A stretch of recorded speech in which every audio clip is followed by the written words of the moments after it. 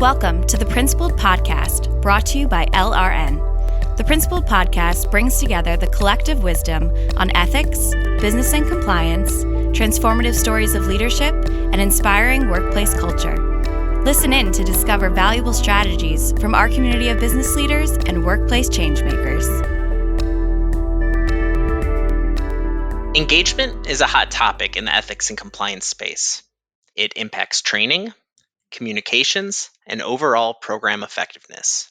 But driving engagement gets tricky when you have a global presence or employee populations with different working conditions and technologies. How can E&C professionals foster engagement in a way that resonates with everyone and even makes it fun? Hello, and welcome to another episode of LRN's Principled Podcast. I'm your host, Dave Hansen, Global Advocacy Marketing Director at LRN. Today, I'm joined by Kerry Ferwerda, the Ethics and Compliance Manager for Europe at NSG Group. Today is a topic near and dear to my heart. We're going to discuss planning your own corporate ethics and compliance week. Kerry is a real expert in this space, having just completed NSG's second annual global event with extremely high participation and a 96% satisfaction rate on average across her organization. Welcome, Kerry. Hi, thanks for inviting me. So let's get things started. Please tell us a little bit more about NSG and your most recent Ethics and Compliance Week. So, NSG Group is one of the world's largest manufacturers of glass and glazing products for architectural. So, that is the building glass and glazing, and glass solar panels also. We also have an automotive division, so that is glazing for both new vehicles and also replacement markets. NSG is also a leading supplier of technical glass products within our creative technology division. So that is, for example, the likes of thin glass for displays and lenses for printers. Our company has around 26,000 permanent employees with operations around the world, and we have sales in over 100 countries. Wonderful. Can you tell us a little bit more about your Ethics and Compliance Week? Yes, certainly. So, in terms of Ethics and Compliance Week, we first held a small pilot for E&C Week back in 2020, just in Brazil, and that was received really well locally. So, therefore, in 2021, we went global. Our theme for 2021 was back to basics. There we covered such things as policies and procedures and the importance of speaking up. We actually learned so much from that year and took on board feedback, which allowed us to create a much more inclusive Ethics and Compliance Week across our whole organisation in 2022. So in 2022, we held our Ethics and Compliance Week at the end of November. And our theme for 2022 was respect. We had a tagline for the week, which was make respect visible. And this actually aligned to one of our core values at NSG, which is to respect others and unleash their potential. So it was a company-wide event held across the whole week. And it was really critical and important to us in ethics and compliance to ensure that all levels of our organisation felt a part of it. That's wonderful. So this was just your second global event. What was the motivation behind pulling together an event like this? And what do you hope to accomplish when you host an Ethics and Compliance Week? So for us, Ethics and Compliance Week, it really is an opportunity for us to shine a spotlight on the importance of ethics and compliance, for us to create awareness, but also a reinforcement message. We wanted to put ethics and compliance on the forefront of everybody's mind across the organisation. And a week dedicated to ethics and compliance allows us to do just that. Hopefully, we chose a theme that really resonated with our colleagues and allows them the time to reflect on the topic and also how they can apply it in their own working and also personal environment. We wanted an event which obviously generates and promotes healthy discussion around the arena of ethics and compliance and also opens conversations about respect within the organisation. NSG really promotes a strong culture of ethical behaviour within the group, and Ethics and Compliance Week really helped us to reinforce that. That makes plenty of sense. What does this look like in practice? What was on the agenda for your Ethics and Compliance Week? How did you determine what was on the agenda? Can you please tell us a little bit more about that? Yeah, certainly. So, in terms of coming up with the theme for the week, Our ethics and compliance team, we all sat down together and we took a look at NSG core values because we really wanted to align our theme alongside this. And the one which really spoke to us at the time was respect others and unleash their potential. So that was determined what the topic for the week would be. During this brainstorm also was born the tagline, which was obviously make respect visible. Now, once we'd determined that that was going to be the main topic, so respect, our global E&C team then sat down to break it down and come up with ideas around the topic. So we wanted a theme that was different for every single day. And the themes that we came up with for each of those days were: what is respect? Respect amongst each other, respectful communications, respecting group values by speaking up. Each region as well also held their own day in a topic which resonated with that region. So, for example, in Europe, it was microaggressions. Our South American region did a whole day about DE&I. In terms of content creation, so how did we go away and come up with what we wanted to say each day? Each E&C region took a day and they went away to formulate what the content would consist of. Now, this is great because actually it created a whole plethora of ideas from all across the globe. So we came up with things like we had excerpts from TED Talks, we had videos from senior leaders in the group. 12 golden rules were created as well when we were discussing respect amongst each other. We have various MS forms for interactive activities. We used infographics. We also used some of your LRN videos, all to support the theming of that particular day. We also wanted to inject some fun. So there were daily Wordle challenges. Some regions ran competitions for participating in activities, or we also gave out calendars which were very much relating to Ethics and Compliance Week. In terms of the week, for us, both the opening and the closing of Ethics and Compliance Week was really important. So, for example, Monday's topic was what is respect? So I asked some of our senior leaders to record what respect meant to them and compiled this into a short video to set the tone for the week. At the end of the week, to close the week, our CEO, so Hiro Hosunuma, composed a video which brought the week to a close. So in that video, Hiro explained what respect meant to him, plus how he saw strengths in our differences, and really gave across the message that open dialogue and appreciation really will make our respect visible to others. That Friday of Ethics and Compliance Week also saw the close of our respect and annual compliance education. So we had over 12,000 people across the group take a 20-minute education module about respect, which completely linked into the topic that we were discussing. Finally, Friday also saw the opening of our ethical culture assessment, which obviously we are running in conjunction with LRM. This was issued group wide, and we're actually really looking forward to seeing the results. NSG last completed this survey back in 2019, so we're very much anticipating the results to see the positive changes since then. Also on the agenda for the week, we actually celebrated our ethics role models. So our appraisal system allows employees to leave impressions for other employees or for our colleagues. And as part of that process and impression, an ethics role model badge is available to bestow as part of that process. So these badges are awarded to our colleagues who exhibit and encourage ethical conduct within the organisation. So at the end of E&C week, certificates were issued to all our employees who'd been awarded these ethical role model badges over the past year to really celebrate that fact. They were actually presented to the individuals by their own regional director, which just added to the importance of the accolade that they were given in terms of ethic role model badges. And they were very well received by the individuals.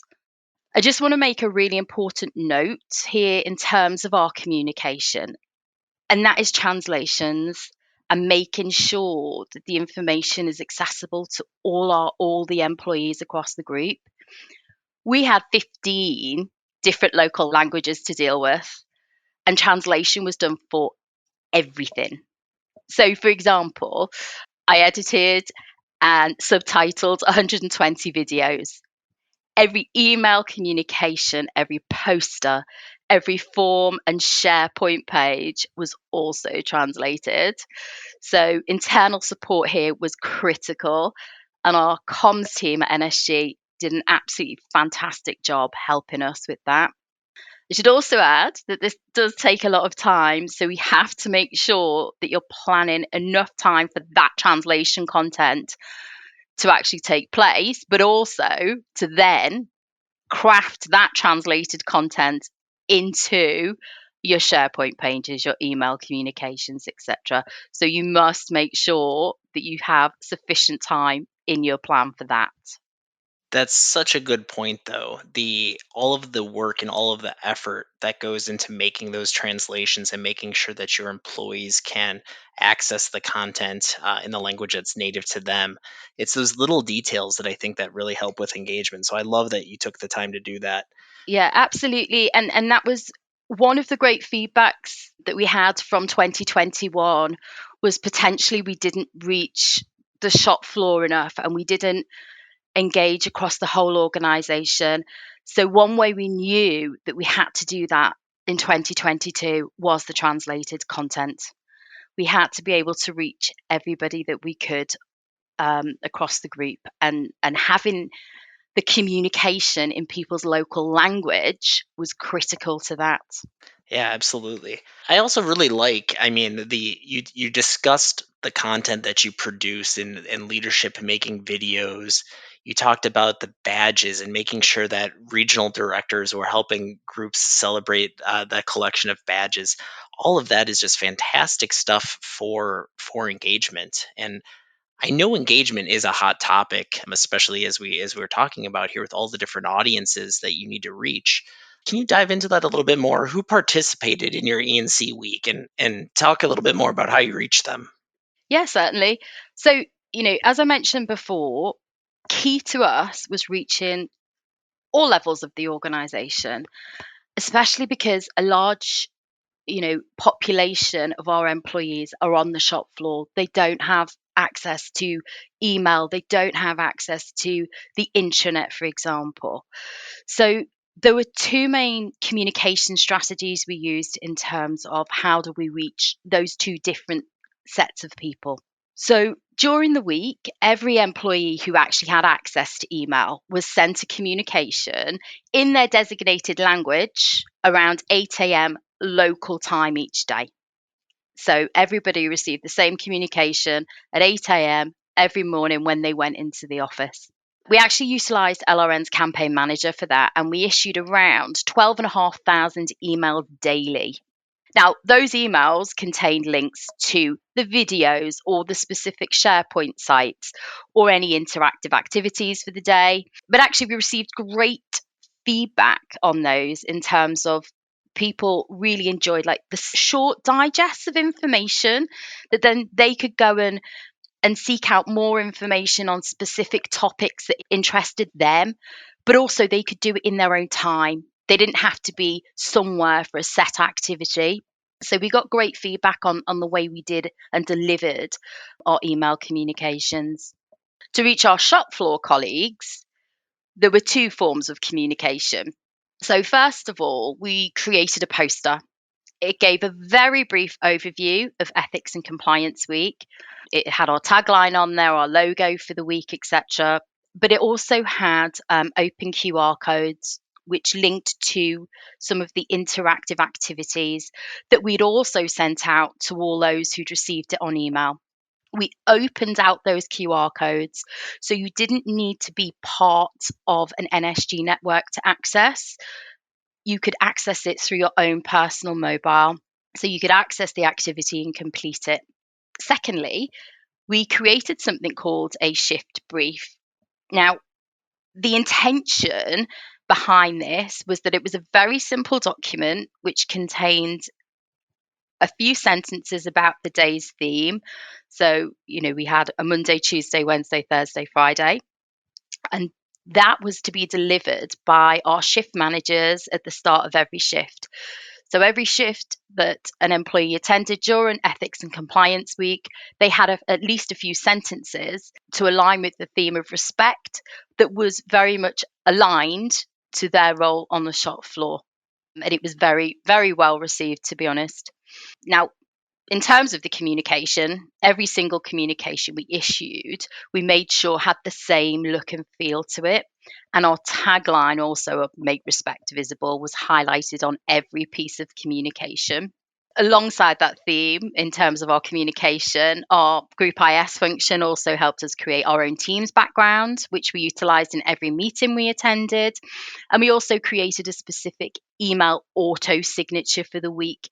Now, this was used in advance of Ethics and Compliance Week, and it was something we encouraged the rest of the group to also use both prior to the week itself and during the week too. So that was kind of the communication strategy in terms of how we were going to reach everybody. But actually, the preparation for delivery began much, much earlier. It was really important for the success of Ethics and Compliance Week that we really engaged our key stakeholders way before the event even ran. This was done in many various ways, and actually it started around 6 months before the event. So how did we go and do that then?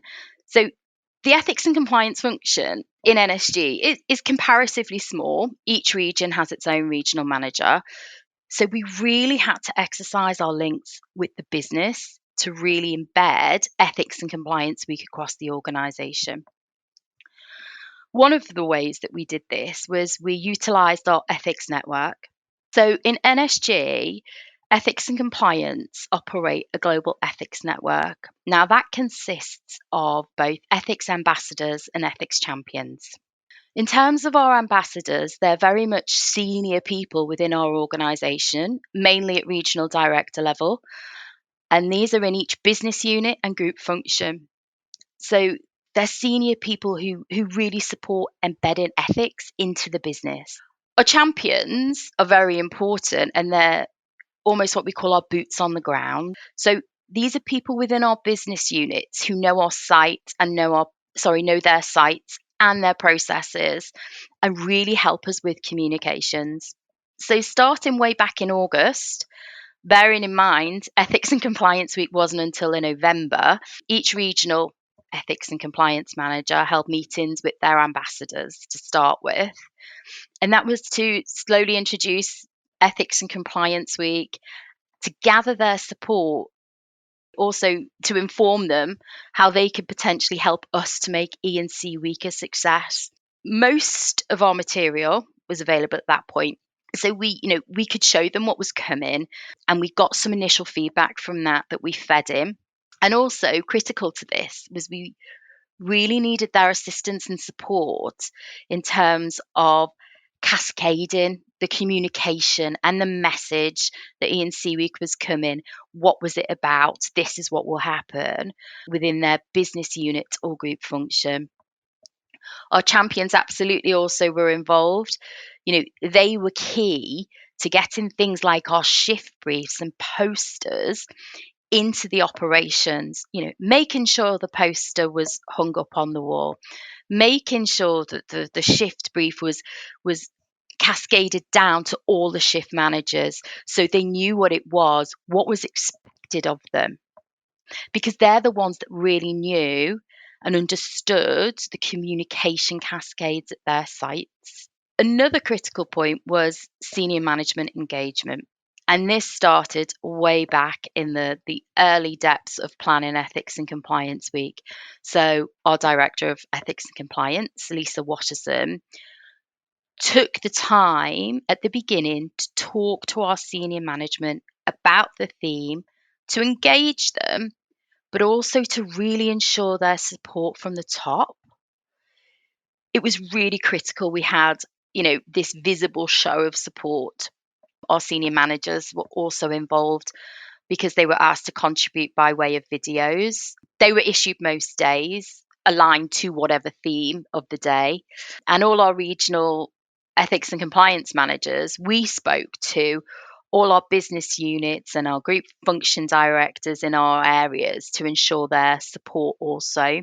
Now, these conversations took place throughout the build up to Ethics and Compliance Week, starting right at the planning phase.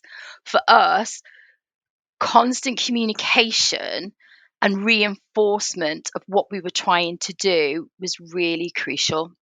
And along those lines, every speaking opportunity that Ethics and Compliance attended was a chance for us to talk about Ethics and Compliance Week.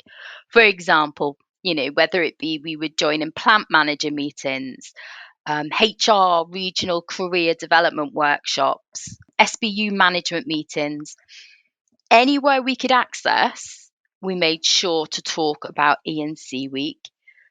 We also utilised all different types of communication within the business, from things like Yammer, internal bulletins, newsletters, splashes across the front pages of NSG intranet. So you name it, we took the opportunity to promote Ethics and Compliance Week as best we could. Now, I know you can't see my face, but I am grinning from ear to ear right now. That reinforcement part of events like this, it's so very, very critical, just that people hear the message, hear it again, and hear it again. Absolutely. I mean, I know you're familiar with LRN Collab, our community, but that's the same way Yes. with that. We don't shut up about it.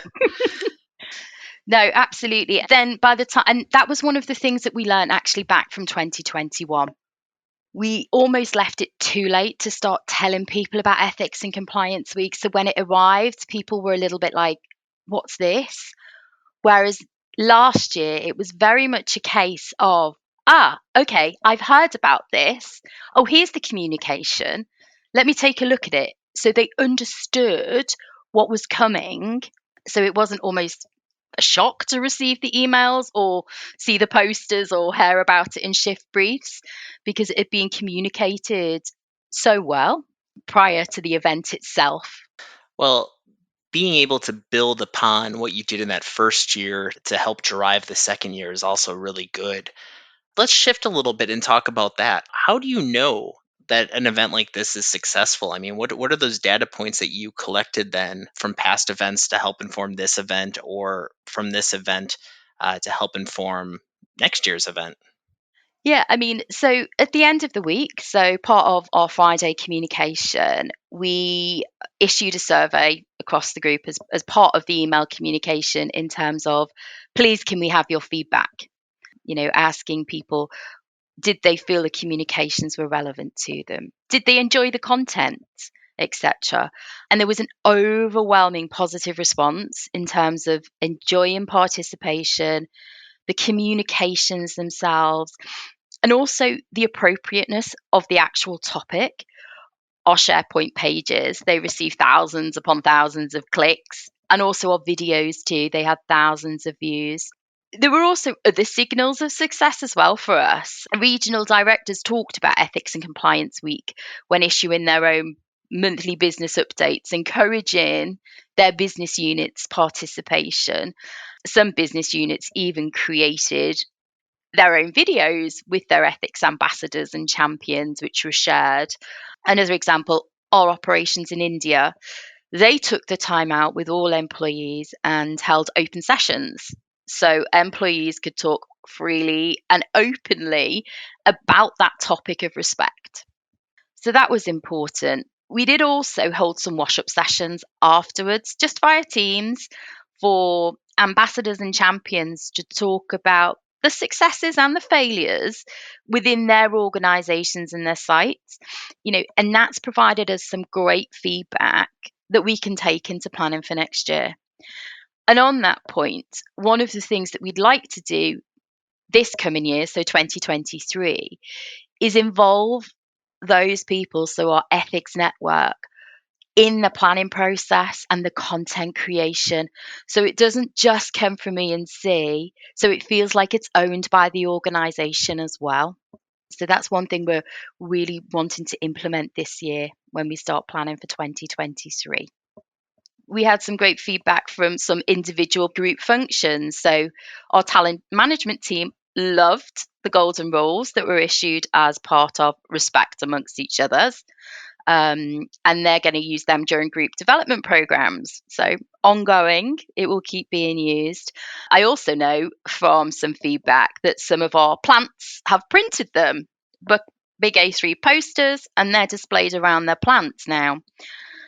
We also had some positive messages come back from the shop floor on how they were really pleased to be included and actually felt included. That was a really positive thing for us to hear. And also as a result of Ethics and Compliance Week, we've also heard and seen some business units want to carry that, theme of promoting ethics throughout the year. So, for example, our manufacturing excellence team are now issuing ethical dilemmas each month to, be discussed at plant level, which for us, it's just so brilliant to see.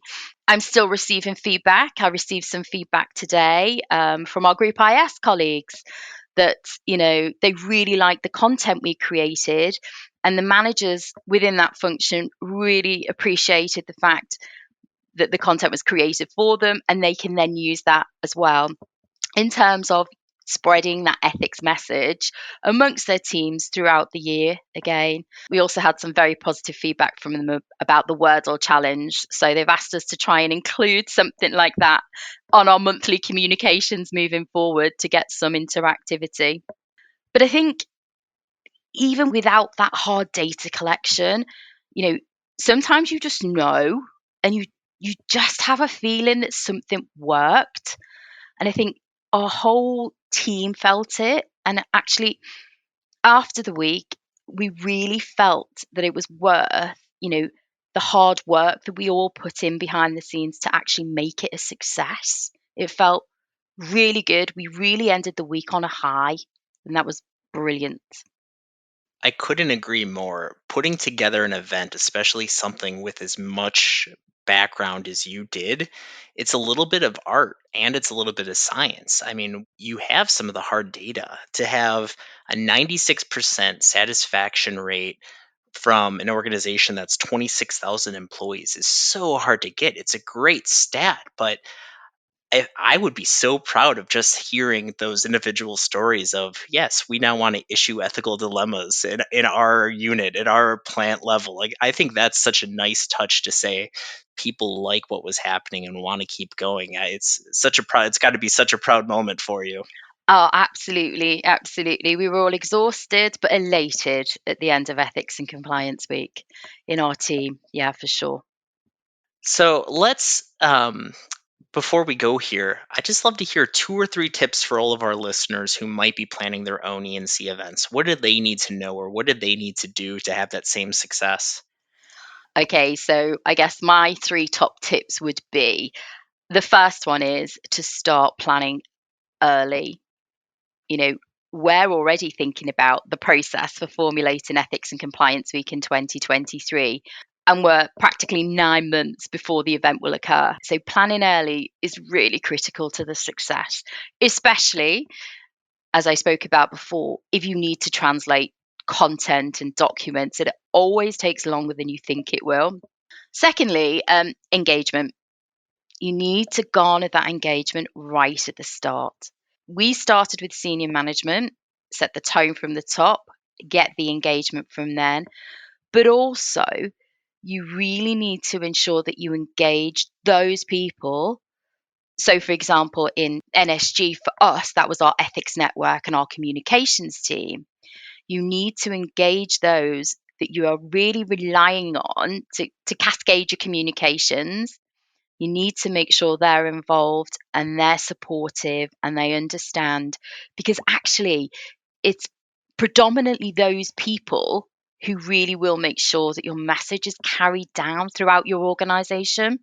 And finally, I think you have to have a topic that really resonates within the business. Last year, the theme of respect really did that within NSG. So now the pressure's on for us to come up with another cracking topic for this year. So yes, they would be my top 3 tips, I think. Those are all absolutely perfect. It looks like we're already out of time for today, Kerry. Thank you for joining me on this episode. I look forward to hearing how everything comes for this year's event. I know it's 9 months away, but it's probably going to be here before we both know it. So it's been great having you on the podcast. I hope you'll come back and speak with us again and tell us how great this year's event is. Thank you, Dave. Thank you very much for the opportunity. Once again, my name is Dave Hansen, and I want to thank you all for listening to the Principled Podcast by LRN. We hope you enjoyed this episode. The Principled Podcast is brought to you by LRN.